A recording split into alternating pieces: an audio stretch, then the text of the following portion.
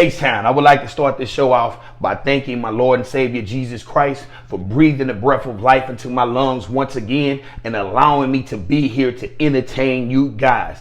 Amen. So H-Town, what it do, baby? What it do? On today's show, we will discuss who is responsible for the year 2 regression of CJ Stroud. I got to sit up for this one. And also, is it time to hit the panic button on OC Bobby Slowik? Yes, sir. Yes, sir. Yes, sir. Yes, sir. And if it is, who on the Houston Texans staff should take over play calling duties? H-Town, get your listening ears ready, strap up your boots, and let's go. Hey, Houston fans, I am so happy. 5, 4, 3, 2, 1. Green hanging in it, happened to score the ball, and there was a foul. Hey, bring that mindset today, man. Don't take no plays off. Away by Green, Rockets have numbers ahead to Jabari, who punches it down. I just stand on business, so like, if it's smoke in the air, I'ma blow it. Win 2, win 2, 1, 2. Texas! Welcome back, H-Town. Welcome back. You could have been anywhere in the world, but you chose to spend a few minutes here on the Everything H-Town Sports Debate Show. I'm your dreadhead host, Hot Topic TB. And like always, please don't forget to like, subscribe, comment, share, hit that notification bell so you can get the latest flames that your boy drop about your Houston Texans, your Houston Rockets, and your Houston Astros. But on to the topic at hand, baby. Let me hit you with a few nuggets to begin this show so I can set the stage for where I'm finna go. Your boy got a whole bunch to say after the embarrassing loss against the Tennessee Titans. Come on now, dog. Come on, man. I've been humbled. Here go. Let me read a couple of things from my notes, man, because I had to write it down. I had so much going through my head. I couldn't just freestyle all of it. I had to write some down, take a few notes. I mean, this was an embarrassing loss on our home field against Amy Adams Stank, the former Oilers. It couldn't go no wrong. A 2-8 squad come here and beat the brakes off of us, and we look horrible. But first from my notes, the Houston Texans have only scored 1 touchdown after halftime in 6 weeks. 1 touchdown after halftime in 6 weeks. And the 1 touchdown came from Joe Mixon running it in during the Cowboys game at the end of the game. I mean, a red zone touchdown at the end of the game. Joe Mixon tried to give us a little something because they know we haven't been in the end zone since week 6. Only 1 touchdown, man. 1 tutty, man. What is going on with this offense? What is going on with CJ Stroud? Why is CJ Stroud focused on the rush and not focused on making the right passes, going through his progressions? He's seeing ghosts out there. His footwork look terrible. He's missing open throws. It's a lot going on, and it's not just CJ Stroud. Yeah, you can have a year 2 slump, but he has regressed from what he looked like in year 1. And maybe it's because Bobby Slowik failed to simplify this offense or failed to get the offensive line to be able to block correctly. We done went through so many scenarios on how to make this offensive line better. And this offensive line has decent players. I was listening to Chris Jones, and he was talking about worse offensive lines perform better than this offensive line. This offensive line shouldn't be as bad as they are portrayed or as bad as they are playing at this moment. This offensive line has more talent than most offensive lines, and they play better. They play together. They play in tandem. This offensive line shouldn't be playing bad. So maybe it's a Bobby Slowik thing. Maybe it's a scheme thing. Maybe it's a failure to change and simplify and help these guys execute. This is getting ridiculous. Here in week 12, we done won so many 1-score games against so many bad teams. We lucked up against against the Buffalo Bills. The defense played amazing. I'm not going to put this on the defense because the defense has been amazing. Yeah, they slipped, but what you expect them to do when the offense can't stay on the field in the second half, 3 and out, punt, 3 and out, field goal. Oh my God. I mean, these guys can't seem to keep the defense off the field rested, man. The defense, even after C.J. Stroud threw his second pick, they immediately got a pick six. Jimmy Ward immediately got a pick six right after the saving. They did that all last week. They've been doing that all year long, saving C.J. Stroud and his offense butt. Even Bobby Slowik. But I also put the blame on head coach DeMeco Ryans. Everybody has crowned this man as a top 10, the best coach that we were able to get. But at the same time, man, this guy is going to have to hold these guys accountable. He's going to have to make a change. He's going to have to become the head coach. You're going to have to do your job. You're going to have to make hard decisions. You're going to have to talk with Nick Caserio. You guys are going to have to do something about this Bobby Slowik offense because it continues. And we're just going to limp it to the playoffs, get beat, and now we back to the drawing board. This is ridiculous, man, because this team has so much talent and there's so many possibilities where this team could head that if you just make a few minor adjustments and maybe switch up, give these guys something else to get excited about on offense because, man, we sputtering, man. This offense is a lost cause. I mean, even with Joe Mixon having all these 100-yard games, it's pretty much Joe Mixon sidestepping somebody, reversing fields, doing pretty much everything on his own. This offensive line is, I mean, they suck. Excuse my language. They suck at run blocking. They've been sucking at pass blocking as well. I mean, I don't know, and it baffles me that we have the second highest paid offensive line. We have so many first-round picks, second-round picks, and money invested into this offensive line, and it looks horrible. And it looks worse than it did last year. And we had, I believe, so many different combinations, dude, and the line still seemed to be able to be productive enough to let C.J. Stroud cook. But this year, they have broken my man. C.J. Stroud looks broken. They almost giving him that David Carr treatment, man. They have allowed 39 sacks, the second most sacks behind the Chicago Bears this season. I mean, my boy is seeing ghosts. He's not getting his feet right. He's not stepping into his throws. I mean, C.J. Stroud is out there seeing ghosts, man. And I don't know, man. I don't know. The only way to correct it is maybe you let Bobby see what he do in Jacksonville. During the bye week, man, see if Bill Lazor, if I'm drawing a blank on the quarterback's coach, maybe he can come in and do something because you guys gave him a raise to stay because he interviewed for offensive coordinator positions. I don't know who on this team can take over play calling.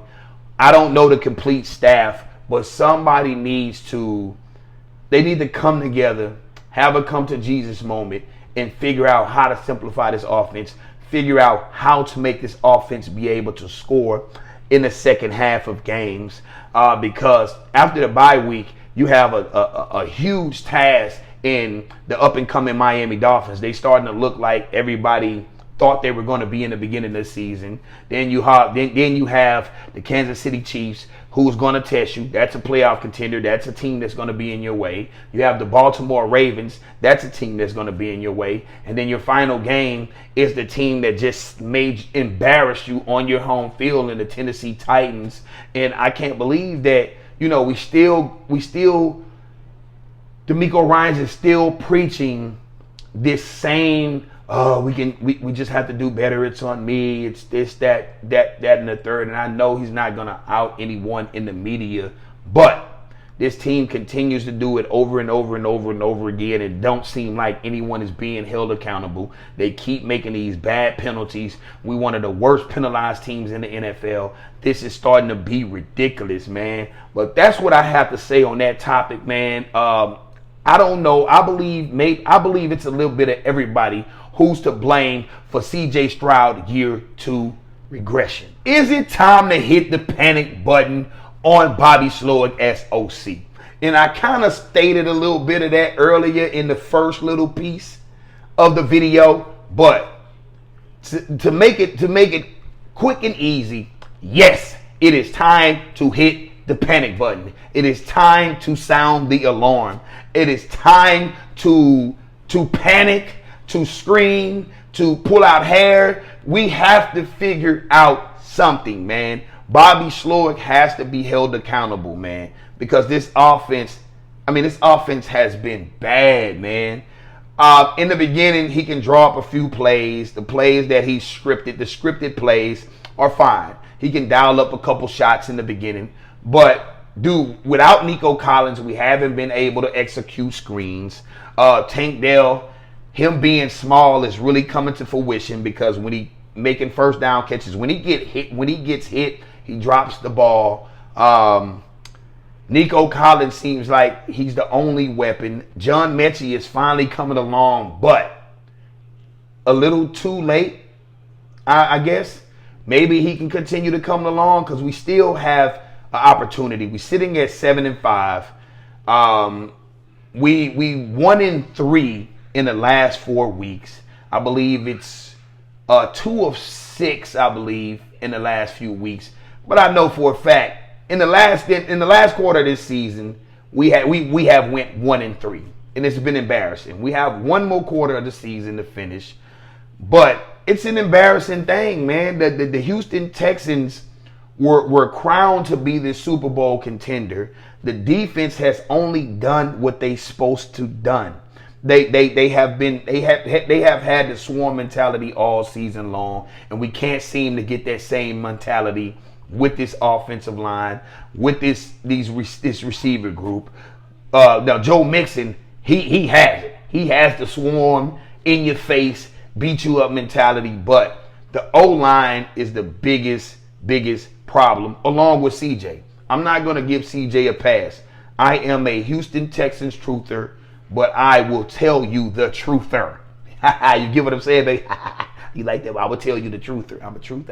All right, man, let's get on to this, man. I had to give y'all guys a little laugh because this is very, very serious, man. This is a very, very serious matter because CJ Stroud has regressed in year 2. I mean, his stats is 2,875 yards, 14 touchdowns, 9 interceptions with a QBR of 51.3. Now, last year, all season long, CJ Stroud, I believe, threw 23 tutties with 5 picks. He's threw 14 touchdowns, 9 interceptions, and we have 5 games to go. 5 games left, and this man is already at 9 INTs, man. CJ Stroud looks like he's a guy that's defeated. When he throw an interception, he's on the sideline, his head is down. I know what he says to the media. He's saying that he's confident, but actions speak louder than words. Body language speak louder than words. CJ Stroud is defeated. He don't want to out the offensive line. He's seeing ghosts out there. He's not getting his feet right. He's not getting set. He's running for his life, man. CJ Stroud looks broken, and I hope that the Houston Texans during this bye week can make some adjustments to get this man back to being CJ, get this offensive line and this offense able to score points in the second half. Dude, or if not, man, it's just all for naught, man. We're going to go to the playoff, get bounced in the first round. We may or may not win the division because now I don't know if I can be confident enough to say we can beat Jacksonville. I don't know if I can be confident enough to say we can beat the Miami Dolphins or the Kansas City Chiefs or the Baltimore Ravens or the Tennessee Titans, the 3-8 Tennessee Titans. Oh, my God, they hadn't scored. That was the highest scoring output they had all season long, and it was on you. You did the same thing to the 2-8 Jets. I don't know what is going on, but Jimmy Ward say we seem to play down to the competition, but that's not a Super Bowl contender.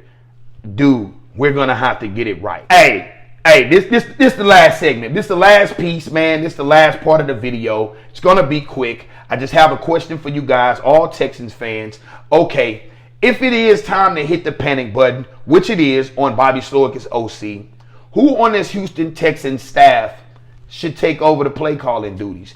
Who you guys think should take over the play calling duties, and who you guys think would be successful at taking over the play calling duties? Or should we keep Bobby Slowik where he at until the end of the year, and then we make a change? Then we find a veteran offensive coordinator and either demote Bobby Slowik or let Bobby Slowik ride and see what we can do with a veteran type offensive coordinator. You guys let me know what you think in the comments. Say go Texans. You can say LW, whatever you want to put in there. You can say y'all gonna lose, you're gonna win, you're gonna whatever you guys feel. I like it in the comments because it helps, man. I appreciate you guys for watching, but I don't know. To me, I guess Bill Lazor has some play calling experience. Like I say, I'm not really sure. I don't know. Maybe Bobby Slowik is best suited to stay right now because I don't know, but they have to make a change, man. They have to make some type of adjustment. But we have to look at this staff and take a real hard look to see who has some type of experience, who is even remotely close to knowing what San Francisco offense looks like, or the cool Shanahan offense looks like, man. Who can make some adjustments? I don't know, man, but we're sputtering out, and the Houston Texans need help from somewhere. They're going to have to sit back and self-analyze this team, each other, as an individual. Like, dude, this is going down fast, man. This ship is crashing fast, man.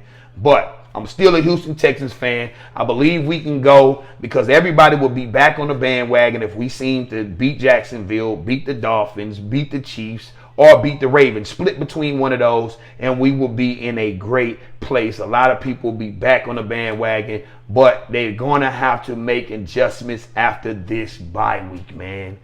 H-Town, I'm your Dreadhead host, Hot Topic TV. It's been real with you guys. It's been real chopping it up with you guys. I'm glad you guys came, and peace. Texas! Put some respect on our name.